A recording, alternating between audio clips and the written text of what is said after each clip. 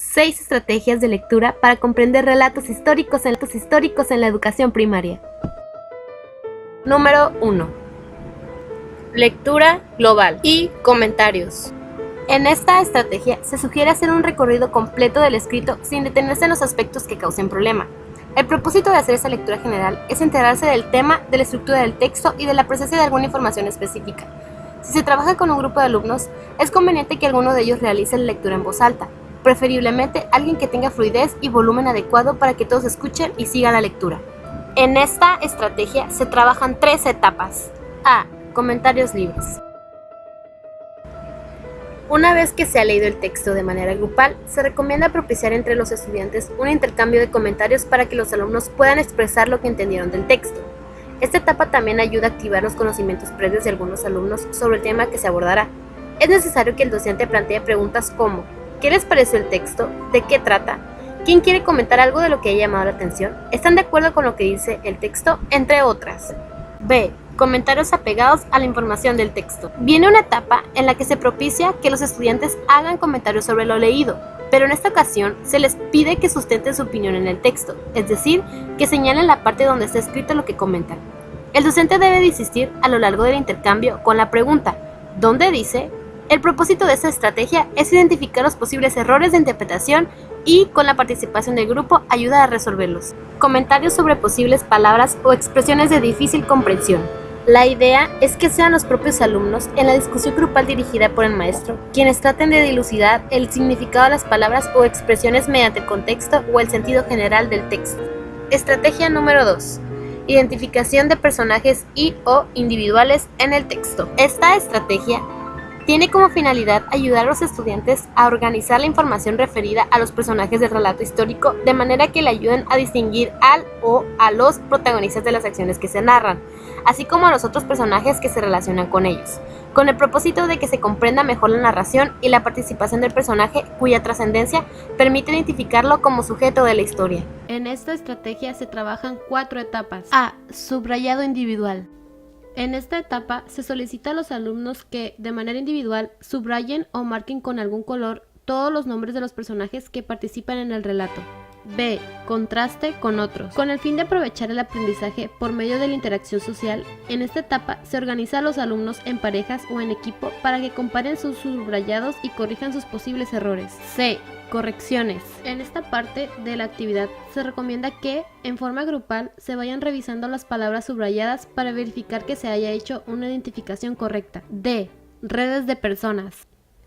La identificación de personajes concluye con la elaboración de un esquema que permita poner en relación a los personajes. Puede utilizarse un mapa conceptual o un diagrama, etc. El propósito de esta etapa es que este recurso ayude a los alumnos a comprender mejor lo que se describe en el texto y darle un orden más esquemático y visual a este conjunto de datos. Estrategia número 3. Identificación de lugares. Trabajar algunas nociones sociales como el espacio, el tiempo y la causalidad representa cierta dificultad para los docentes y para los niños, y por ello su tratamiento en el aula debe ser sistemático, ya que son conceptos necesarios para contextualizar acontecimientos o procesos históricos.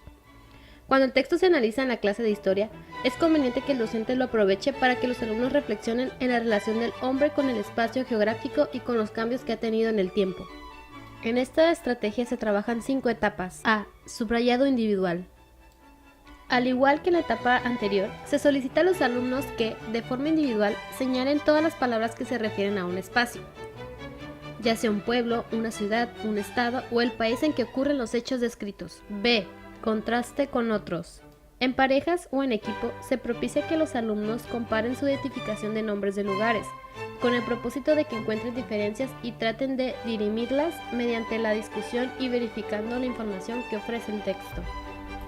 C. Correcciones. Para unificar criterios, se recomienda que se haga una revisión grupal de las palabras señaladas. Ante las diferencias, se recomienda propiciar una discusión entre los alumnos y ayudarlos a verificar la información con los datos que proporciona el texto. D. Lugares y hechos. Para concluir esta etapa, se recomienda la elaboración de un cuadro en el que se consigne el lugar y lo que ocurrió en él. E. Mapa histórico. Se trata de un recurso didáctico que ofrece una representación gráfica espacio-temporal de los lugares en los que ocurrieron los hechos. El uso de mapas históricos ayuda a los estudiantes respondan a preguntas como ¿dónde ocurrió? ¿Qué características físicas, geográficas o factores sociales o naturales influyeron? ¿Reconocen algún cambio? Por ello, es una herramienta didáctica indispensable. Estrategia número 5. Instituciones, documentos y otras mayúsculas. Esta estrategia se propone la identificación de otros elementos del texto en que se utilizan las mayúsculas. 3 etapas. A. Subrayado individual. En esta etapa se pide a los estudiantes que localicen las palabras que inicien con mayúscula, pero que no sean parte de las categorías anteriores. Se les pedirá que las señalen de una manera distinta a la que señalaron personas y lugares. B. Contraste con otros.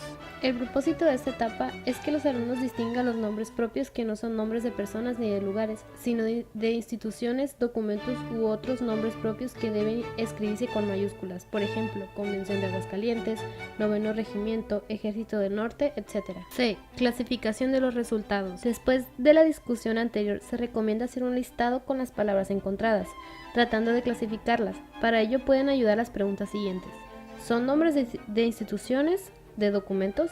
¿Qué son? Estrategia número 5. Identificación de fechas, de acontecimientos y de procesos. En esta estrategia se organiza el trabajo en torno a estos elementos lingüísticos o numéricos que poseen una gran carga significativa para la comprensión de los relatos históricos. 3 etapas. A. Subrayado individual. Se pedirá a los alumnos que señalen en el texto todos los elementos lingüísticos o numéricos que hagan referencia al tiempo del relato. Nombres de eras o meses, números de siglos, años, horas, etc. B. Elaboración de un cuadro cronológico. En esta etapa se recomienda la elaboración de un cuadro de 2 columnas, en la primera de las cuales se escribirá la fecha localizada y en la segunda el hecho ocurrido. Lo ideal es que este cuadro se organice de manera cronológica, aunque en el relato histórico original las fechas aparezcan en diferente orden. C. Organización de hechos para la comprensión. A partir del cuadro elaborado, se pueden realizar algunos ejercicios que permitan organizar los hechos en torno a algún referente, ya sea la edad de uno de los personajes, acontecimientos mundiales o nacionales u otro elemento. A continuación, se ofrecen 2 sugerencias. Por edad del personaje principal. En algunos casos, se puede tomar como referente la edad del personaje principal, especialmente en el caso de las biografías y autobiografías. La idea es identificar la edad del personaje en la fecha que se refiere el relato. Línea del tiempo. Con la información del cuadro cronológico, se sugiere elaborar una línea del tiempo. Es un recurso didáctico mediante una representación gráfica que permite ordenar cronológicamente acontecimientos, sucesos o procesos de manera que el alumno pueda identificar visualmente la relación temporal entre ellos.